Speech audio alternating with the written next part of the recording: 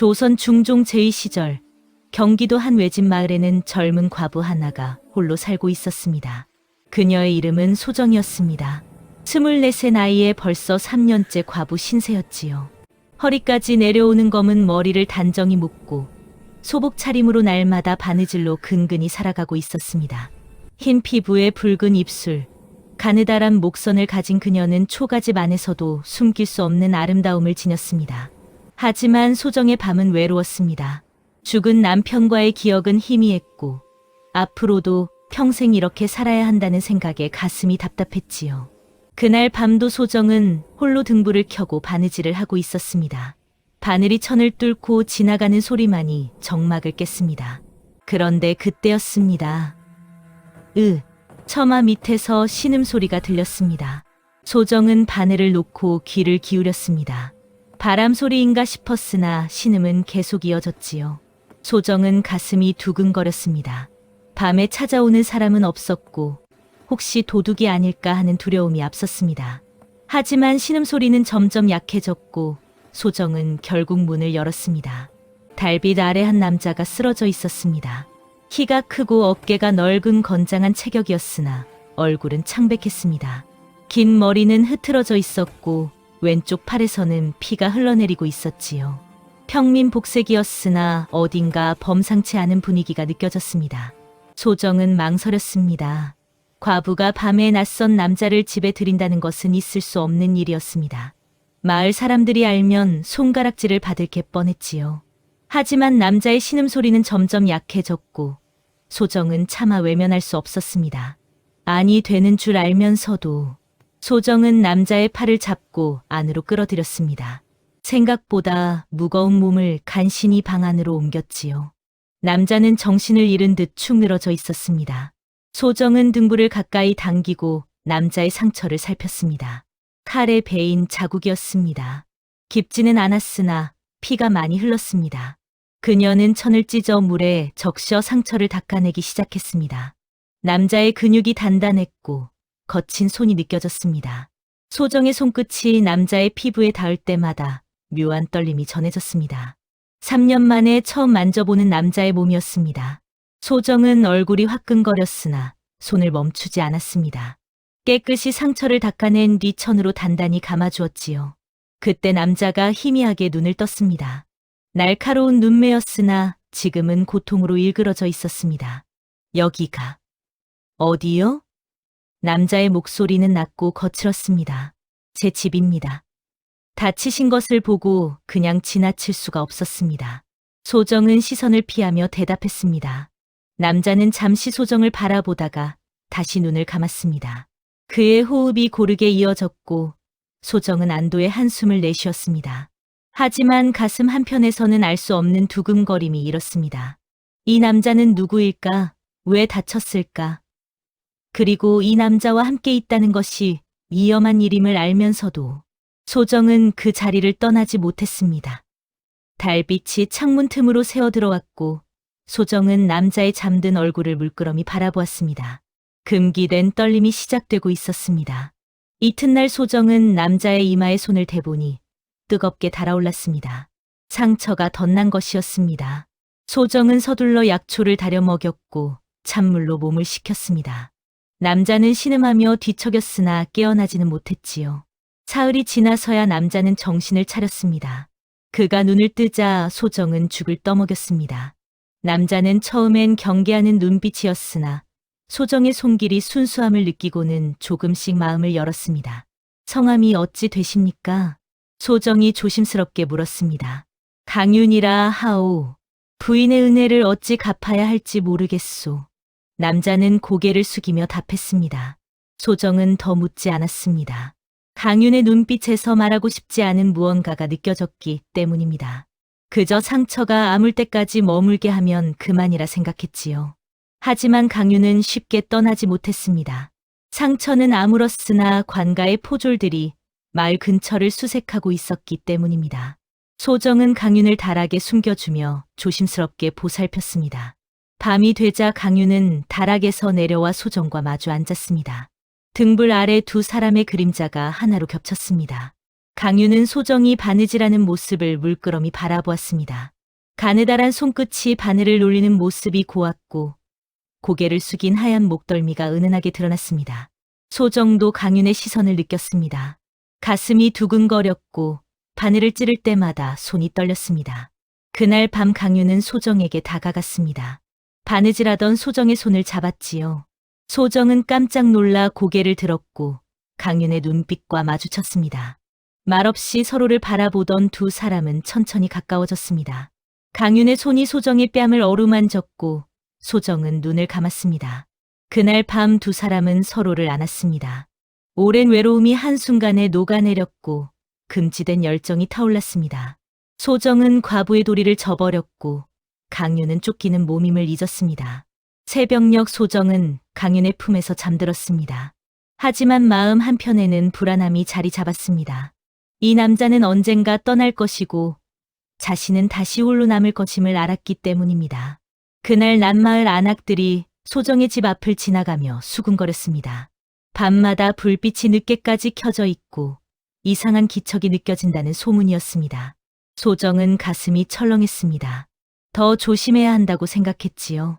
그런데 그날 저녁 시동생 박한수가 찾아왔습니다. 왜소한 체격에 음흉한 눈빛을 가진 그는 소정의 집 안을 두리번거렸습니다. 형수님, 요즘 혼자 사시기 힘드시죠? 제가 가끔 들러야겠습니다. 박한수는 기름진 웃음을 지으며 말했습니다. 소정은 등골이 오싹했습니다. 박한수의 눈빛에서 불순한 의도가 느껴졌기 때문입니다. 그를 빨리 돌려보내야 했습니다. 괜찮습니다. 혼자서도 잘 지내고 있으니 염려 마십시오. 소정은 단호하게 말하며 문간으로 박한수를 안내했습니다. 박한수는 아쉬운 듯 돌아갔으나 집 주변을 한 바퀴 돌며 무언가를 살폈습니다. 그의 눈빛에 의심이 어렸습니다. 그날 밤 소정은 강윤에게 모든 것을 털어놓았습니다. 시동생이 의심하고 있으니 더 조심해야 한다고 말입니다. 강윤은 소정의 손을 꽉 잡았습니다. 미안함과 감사함이 뒤섞인 표정이었습니다. 박한수는 그날 밤 다시 소정의 집으로 돌아왔습니다. 담장 너머로 몰래 엿보니 방 안에 두 개의 그림자가 보였습니다. 한 그림자는 소정이었고 다른 하나는 분명 남자였습니다. 박한수의 입가에 음흉한 미소가 번졌습니다. 이튿날 아침 박한수는 다시 소정의 집 문을 두드렸습니다. 소정이 문을 열자 박한수는 대뜸 안으로 들어서려 했습니다. 소정은 황급히 막아섰으나 박한수는 이미 방 안을 훑어보고 있었습니다. 다행히 강윤은 미리 다락으로 올라가 숨어 있었습니다. 형수님, 혹시 누가 다녀갔습니까? 어젯밤 이상한 소리가 들렸다는데요. 박한수는 집요하게 물었습니다. 아무도 없습니다. 혼자 살다 보니 쥐소리에도 놀랄 때가 많습니다. 소정은 애써 침착하게 대답했습니다. 박한수는 소정을 빤히 쳐다보더니 천천히 집 안을 둘러보았습니다. 부엌, 방, 심지어 다락 밑까지 살폈습니다. 다행히 강윤은 다락 깊숙이 숨어 숨소리조차 죽이고 있었습니다. 한참을 둘러보던 박한수는 빈손으로 돌아갔습니다. 하지만 그의 눈빛에는 확신이 서려 있었습니다. 박한수가 떠나자 소정은 주저앉았습니다. 온몸에 식은땀이 흘렀고 다리에 힘이 풀렸습니다.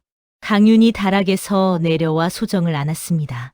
그날 밤 강윤은 소정에게 진실을 털어놓았습니다. 자신은 원래 몰락한 양반가 출신이었으나 영모에 연루되어 관가에 쫓기고 있다고 말입니다. 억울한 누명이었으나 증거가 없어 도망칠 수밖에 없었다고 했습니다. 소정은 충격을 받았습니다. 역적을 숨겨준 것이 들키면 자신도 같은 죄를 받게 됩니다. 온 가족이 멸문지화를 당할 수도 있었지요. 이제 어찌해야 합니까? 저도 죽게 생겼습니다. 소정은 떨리는 목소리로 물었습니다. 미안하오. 내가 당신을 위험에 빠뜨렸소. 지금이라도 내가 떠나겠소. 강윤은 고개를 숙이며 말했습니다. 하지만 소정은 강윤의 손을 꽉 잡았습니다. 두려웠지만 이 남자를 보낼 수 없었습니다. 짧은 시간이었지만 강윤은 소정의 외로움을 채워주었고 여자로서 다시 살아 숨쉬게 해주었습니다. 소정은 결심했습니다만 강윤은 소정을 지키기 위해서 어지지 않는 발걸음을 돌려서 여인의 집에서 나왔습니다. 강윤은 소정의 집에서 멀어지면서 그녀의 목소리, 얼굴까지 하나하나 다시 생각하면서 마음을 떠나 보내고 있었습니다. 본인은 언제 죽을지 모르기 때문이었습니다. 강윤이 떠나고 사흘 후 박한수는 마을 이장과 함께 소정의 집을 찾아왔습니다. 이장은 마을의 어른이었고 그의 말 한마디면 소정을 마을에서 쫓아낼 수도 있었습니다. 박한수는 소정이 남자를 숨기고 있다고 고발했습니다. 과부가 남자를 집에 들였으니 마을의 풍기를 어지럽힌 것이라 주장했지요. 이장은 소정에게 해명할 기회를 주었습니다. 소정은 담담하게 말했습니다. 지나가던 상인이 병들어 쓰러져 있기에 며칠간 치료해 주었을 뿐이라고 말입니다. 이미 떠났으며 아무 일도 없었다고 했습니다. 박한수는 믿지 않았으나 증거가 없었습니다. 강유는 이미 소정의 도움으로 마을을 빠져나간 뒤였기 때문입니다. 이장은 소정에게 앞으로 조심하라는 경고만 하고 돌아갔습니다. 박한수는 분한 표정으로 소정을 노려보다가 떠났습니다. 하지만 그는 포기하지 않았습니다. 언젠가 소정을 무너뜨릴 기회를 노리고 있었지요.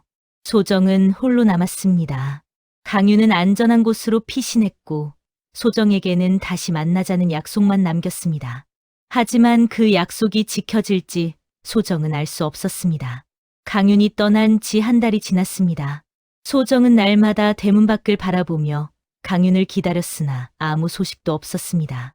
혹시 관가에 잡혀간 것은 아닌지, 아니면 자신과의 약속을 잊은 것은 아닌지 불안한 마음에 밤잠을 설치곤 했지요. 바느질을 하다가도 문득 강윤의 얼굴이 떠올라 한숨을 내쉬곤 했습니다. 그러던 어느 날 밤, 달도 없이 어두운 밤이었습니다. 소정은 등불을 켜고 바느질을 하고 있었는데 갑자기 뒷문을 두드리는 소리가 들렸습니다.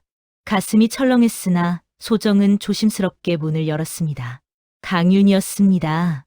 하지만 한 달 전의 강윤이 아니었습니다. 옷은 찢어져 있었고 얼굴은 상처투성이었으며 왼쪽 다리를 절뚝거리고 있었습니다. 숨도 거칠게 몰아쉬고 있었지요. 미안하오. 또 당신을 위험에 빠뜨렸소. 하지만 갈 곳이 없었소. 강윤은 피를 흘리며 말했습니다. 소정은 대답 대신 강윤을 끌어안았습니다. 살아서 돌아온 것만으로도 감사했고 다시 만날 수 있다는 것만으로도 가슴이 벅찼습니다. 눈물이 주르르 흘러내렸지만 소정은 울음을 참으며 강윤을 안으로 끌어들였습니다. 하지만 시간이 없었습니다. 멀리서 포졸들의 횃불 빛이 보였고 고함 소리와 발소리가 점점 가까워지고 있었습니다. 소정은 재빨리 강윤을 달하게 숨겼습니다.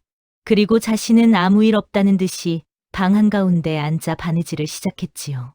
얼마 지나지 않아 문이 거칠게 열렸습니다. 포졸 서너시 칼을 빼든 채 들이닥쳤고 그들 뒤에는 박한수가 승리자의 미소를 짓고 서 있었습니다. 포졸 두목은 방 안을 휘둘러 보더니 소정을 노려보았습니다.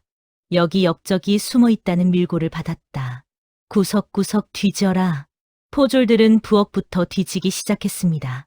항아리를 엎고 뒤줄을 열어젖히며 난장판을 만들었습니다.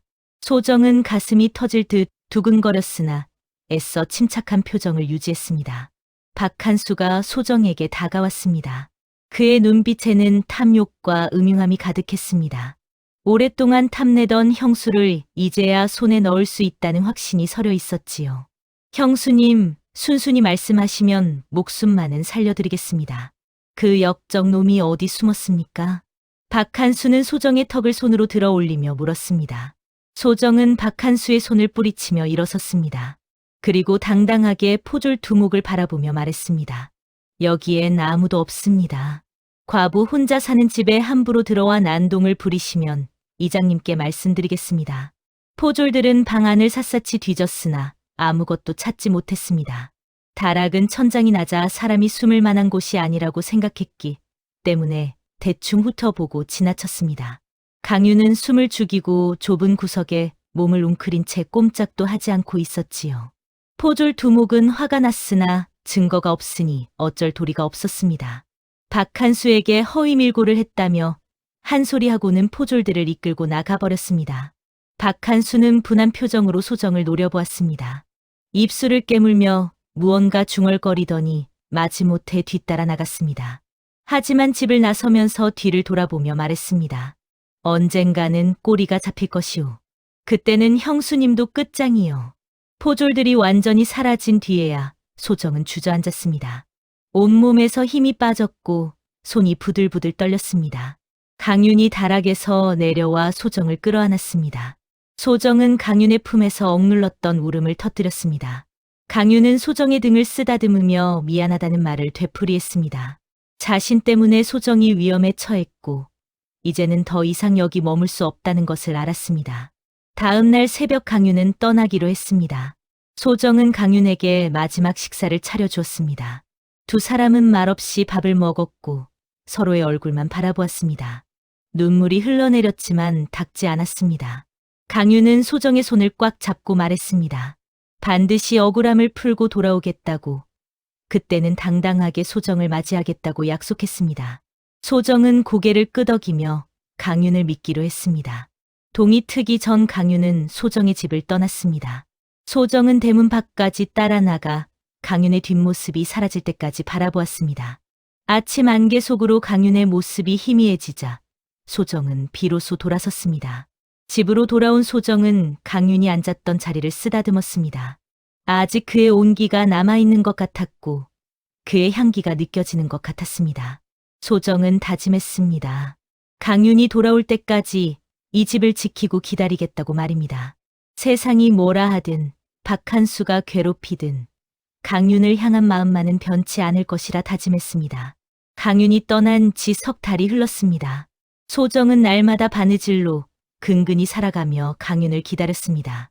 마을 사람들의 수군거림도 박한수의 집요한 괴롭힘도 견뎌냈습니다. 오직 강윤이 돌아올 것이라는 믿음 하나로 버텼지요. 박한수는 날마다 소정의 집 앞을 서성이며 협박했습니다. 관가에 다시 고발하겠다며 겁을 주기도 했고 때로는 달콤한 말로 회유하기도 했습니다. 하지만 소정은 굴하지 않았습니다. 그러던 어느 날 마을에 소문이 돌았습니다. 영모 사건의 진범이 밝혀졌고 억울하게 누명을 쓴 이들의 명예가 회복되었다는 소식이었습니다. 소정은 가슴이 뛰었습니다. 혹시 강윤도 그 중에 포함된 것은 아닐까 하는 기대가 생겼지요. 며칠 뒤 마을 장터에 간 소정은 한 행상을 만났습니다. 그 행상은 소정에게 작은 편지 한 통을 건넸습니다. 강윤이 보낸 것이었습니다. 편지에는 짧은 글이 적혀 있었습니다. 억울함이 풀렸으니 곧 찾아가겠다는 내용과 함께 한양 근처 객주의 주소가 적혀 있었습니다. 소정은 더 이상 기다릴 수 없었습니다. 그날 밤 소정은 짐을 꾸렸습니다. 많지 않은 살림이었지만 강윤과의 추억이 담긴 물건들을 조심스럽게 보따리에 담았습니다. 그리고 동이 트기 전 마을을 떠났습니다. 한양으로 가는 길은 멀고 험했습니다. 여자 혼자 길을 가기에는 위험했지만 소정은 두렵지 않았습니다. 강윤을 만날 수 있다는 생각에 발걸음이 가벼웠지요. 사흘을 걸어 한양 근처 객주에 도착했습니다.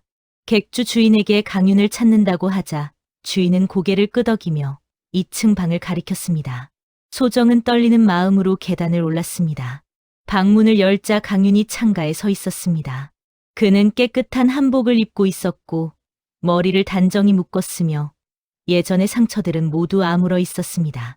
더 이상 쫓기는 역적이 아니라 떳떳한 양반의 모습이었지요. 강윤이 돌아보자 소정과 눈이 마주쳤습니다. 두 사람은 말없이 서로를 바라보다가 동시에 달려가 껴안았습니다.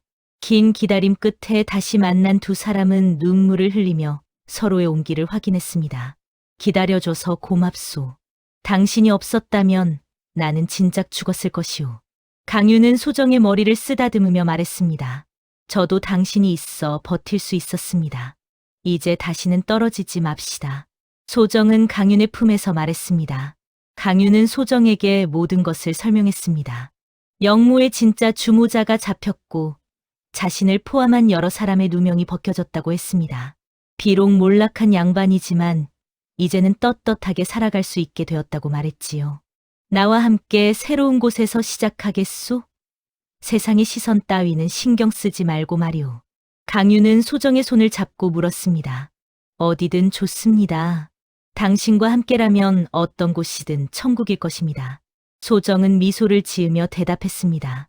그날 밤 두 사람은 객주 마당에서 달을 바라보았습니다.